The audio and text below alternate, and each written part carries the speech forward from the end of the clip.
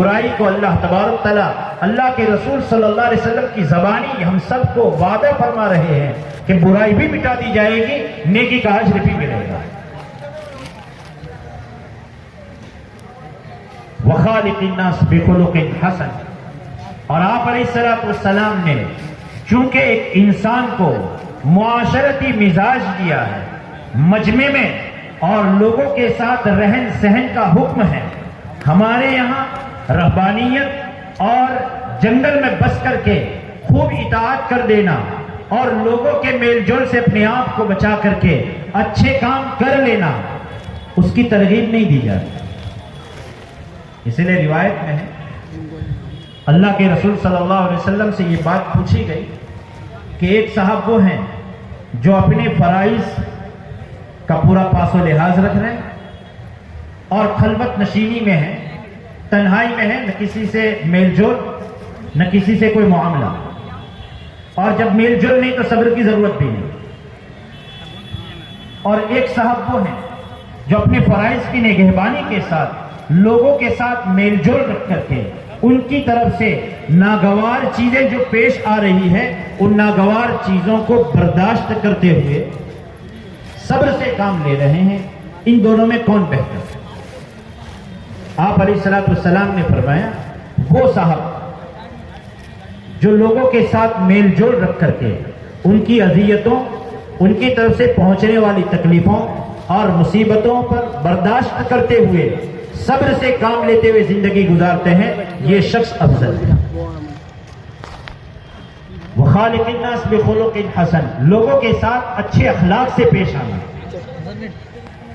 حسن اخلاق سے پیش آنا، بسط الوجہ کف الاذی، لوگوں کے ساتھ ہنستے چہرے سے ملنا اور لوگوں کو اپنی طرف سے ایذا رسانی سے بچائے رکھنا، بذل المعروف اور نیکی کو پھیلانا، لوگوں کے ساتھ اچھا برتاؤ کرنا۔ عبداللہ ابن مبارک رحمۃ اللہ علیہ نے حسن اخلاق کے یہ 3 مظاہر کو بیان فرمایا۔ اس لیے اصلاح معاشرہ میں یہ چیز بڑی اہمیت کی حامل ہے کہ ہم لوگوں کے ساتھ میل جول رکھتے ہیں، اور کوئی آدمی ایسا نہیں ہوتا جو لوگوں کی سوسائٹی میں رہتا ہو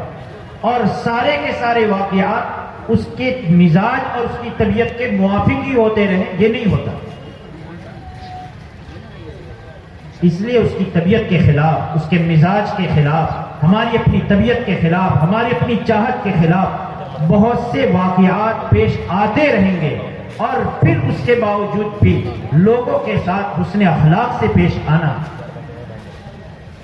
اس کا ہر وقت لوگوں کو واسطہ پڑتا ہی رہتا ہے۔ ایک آدمی کو اپنے گھر میں رہتے ہوئے گھر کے جو چند افراد ہیں اور اپنے خاندان کے ساتھ رہتے ہوئے خاندان کے مزید اور افراد کے ساتھ، ایک محلے میں رہتے ہوئے محلے کے افراد کے ساتھ، اور گاؤں میں رہتے ہوئے گاؤں کے افراد کے ساتھ، کوئی موقع ایسا کبھی نہ کبھی تو ضرور آتا ہے جس میں اس کی طبیعت اور اس کی چاہت کے خلاف کا کام ہو رہا ہے، لیکن اس کے باوجود بھی حسن اخلاق کے ساتھ پیش آنا، اس کی تعلیم دی جائے۔ وَخَالِقِ النَّاسِ بِخُلُقٍ حَسَنٍ، کہ پھر بھی لوگوں کے ساتھ اچھے اخلاق کے ساتھ پیش آنا، اس کی تعلیم دی جائے۔ معاشرے کا ہمارا جو بندھن ہے، کیونکہ اللہ کے یہاں انسانوں کی لسانی تقسیم، زبانی تقسیم، کہ کوئی کسی زبان اور کوئی دوسری زبان والا ہے، یا زمینی تقسیم، کوئی کسی اسٹیٹ کا کوئی دوسرے اسٹیٹ کا، کوئی کسی پیشے کا کوئی دوسرے پیشے کا، اللہ تبارک و تعالیٰ نے اس تقسیم کو قبول نہیں کیا۔ اللہ کے یہاں اگر تقسیم ہے، خلقکم فمنکم کافر ومنکم مؤمن واللہ بما تعملون بصیر، ہم سب آپس میں تمام کے تمام اہل اسلام، تمام کے تمام اہل اسلام بوجہ کلمہ طیبہ واحدہ کے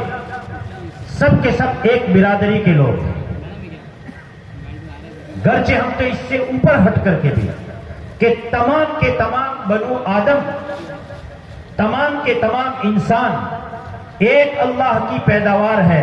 اور ایک اللہ کی مخلوق ہے. بحیثیت اللہ کی مخلوق کے تمام کے ساتھ ہمیں حسن خلق کا اللہ کے رسول صلی اللہ علیہ وسلم نے حکم دیا ہے. بلکہ اس سے بڑھ کر کے کل ذی کبد، ہر در جگر رکھنے والے، چاہے انسان سے ہٹ کر کے کوئی جانور کی قسم ہو، اس کے ساتھ بھی اچھے اخلاق اور اچھے انداز کے ساتھ رہنے کا ہمیں حکم دیا گیا. اس لیے وہ مشہور روایت ہے، اونٹ کے بلبلانے کو دیکھ کر کے آپ علیہ الصلوۃ والسلام نے فرمایا یہ اپنے مالک کی شکایت کر رہا ہے، اس کے ساتھ اس کا حق ادا کیا جائے. اور ایک بلی کے ساتھ اس کے خوراک کا انتظام نہ کرنے پر پکڑ ہو رہی ہے، اور ایک فاحشہ عورت نے کتے کی پیاس پر مدد کی ہے، اور اللہ تبارک و تعالیٰ نے اس دن سے اس کے اس عمل پر کہ تو نے میری مخلوق پر میرے صفات کو اختیار کیا، اور میں جیسے اپنے بندوں پر ترس کھاتا ہوں اور اپنی مخلوق پر ترس کھاتا ہوں، تو نے میری ایک مخلوق پر ترس کھا کر کے اس کے لیے پانی کا انتظام کیا. اللہ نے اسی وقت سے اس کی زندگی کی تبدیلی کا فیصلہ فرمایا اور اس کے عمل کی قدردانی فرمائی اور اس کو اہل جنت میں کر دیا. اس لیے بہت وسعت ہے، لیکن ایک درجے میں آ کر کے جس کا ہمارا دوسروں کے ساتھ زیادہ واسطہ پڑ رہا ہے وہ ہم اہل اسلام کا اہل اسلام کے ساتھ واسطہ ہے. ہمیں ایک دوسرے کے ساتھ ایک کنبہ اور ایک برادری بن کر کے آپس میں رحم کھانا اور ایک دوسرے کے لیے مددگار بننا. حضرت نبی کریم صلی اللہ علیہ وسلم نے ارشاد فرمایا ہے، تر المؤمنین فی تراحمہم وتعاطفہم وتوادہم کمثل الجسد. اللہ کے رسول صلی اللہ علیہ وسلم فرما رہے ہیں کہ ایک مومن دوسرے مومن کے لیے آپس میں ایک دوسرے کے لیے مہربانی کرنے میں، محبت کا برتاؤ کرنے میں مثل جسد کے، ایک بدن کے معنی میں. یہ خیال ہمیں دیا جا رہا ہے کہ ہم تمام کے تمام اہل ایمان الگ الگ نہیں ہے، نہ ہماری لسانیات کی تقسیم ہے، نہ ہماری علاقیات کی تقسیم ہے. ہم سب کے سب الگ رہنے کے باوجود بھی ایک فرد کے درجے میں ہے. ایک فرد کی تکلیف ہم سب کی اپنی تکلیف ہے، اور ایک فرد کا دکھ ہمارا اپنا دکھ ہے. اور بدن کا ایک عضو جب اس کو تکلیف ہوتی ہے تو سارا بدن اس کے لیے بیداری میں اور بخار کے جھیلنے میں مددگار بن جاتا ہے. اسی طریقے سے ہم تمام اہل اسلام کو اہل اسلام کی ہر تکلیف کے لیے آپس میں اسی طریقے سے دل کی گداز رکھنے والا اور دل کی تکلیف محسوس کرنے والا بننے کی ضرورت ہے، اور اسی کا نام اصلاح معاشرہ ہے. اور آخری ایک بات عرض کر دوں کہ تعلیمی بیداری ہمارے اپنے اسٹیج پر سے اس بات کی ہرگز ممانعت نہیں ہے. اہل اسلام کے اور ہمارے علماء حق کے اسٹیج سے ہرگز اس بات کو روکا نہیں جا رہا ہے کہ آدمی اپنی شرعی ذمہ داری کو نبھاتے ہوئے دنیاوی کسی قسم کی تعلیم سے ہرگز روکا نہیں جا رہا ہے. لیکن تعلیمی بیداری کا اصل جو عنوان ہے وہ علم الحلال والحرام ہے. شریعت کی تعلیم، یہ بیداری اگر پیدا ہوگی تو آدمی میں اصلاح معاشرہ، یہ دونوں ایک دوسرے کے ساتھ چولی دامن کا ساتھ رکھتے ہیں. تعلیمی بیداری ہوگی، اصلاح معاشرہ ہوگا، اصلاح معاشرہ ہوگا تو تعلیمی بیداری بھی پیدا ہوگی. اس لیے عرض یہ ہے کہ ہمارے ان اکابر نے آپ کے دور دراز اسٹیٹ کی طرف سے ایک کم عمر کم سن کو ترجمان کی حیثیت سے دعوت دی. اللہ تبارک و تعالی آپ کے حسن ظن کے مطابق ہمیں بھی شریعت کا عامل رکھے اور شریعت کا پاس و لحاظ رکھنے والا بنائے. اللہ تبارک و تعالی اس علاقے کو اور تمام علاقۂ مسلمین کو اپنے حفظ و امان میں رکھے، اور ادارہ فیض القرآن اور دیگر جو ادارے ہیں ان تمام کی بھی فیض کو عام اور تام رکھے. اللہ تبارک و تعالی ہم سب کا حامی اور ناصر رہے، ہم سب کو محافظ رہے. آمین. وآخر دعوانا الحمدللہ رب العالمین.